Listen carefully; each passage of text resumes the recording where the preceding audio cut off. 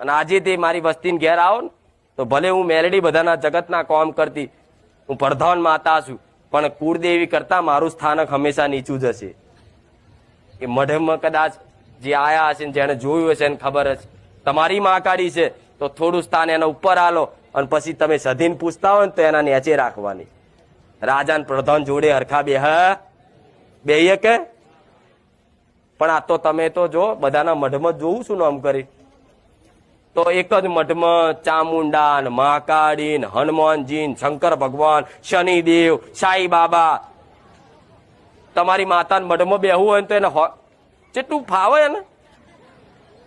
25 જણા ધૂણવા વાળા બેહી જાય મને ખુખાર મેળવીને ધૂણતા ફાવે? હું તો બેહી દ્રોહાર. બોલો તમે જાઓ. અહીં પ્રાર્થના કરે 25 હોય, 25 ભુવા ધૂણતા હોય, 25 માતાઓ ધૂણતી હોય અને પ્રાર્થના કરે તો કે માં હારું કરજે, તો પેલી કે તને કે છે, પેલી કે તને કે છે, પેલી કે તને કે છે. કોણ કરે? કોણ કરે? પણ તમારું મઢ છે, તમારું મંદિર છે, તો તમારી માં સિવાય બીજું કોઈ ના હોવું જોઈએ. એક મઢ હોય મોટો હોય તો તમારી માતાનું સ્થાનક વચ્ચે રાખો. જોડે મેલડી માતાને પૂછતા હોય તો એનાથી થોડું નીચું રાખો. તમે જોડે શિકોતર ને પૂછતા હોય તો થોડું જોડે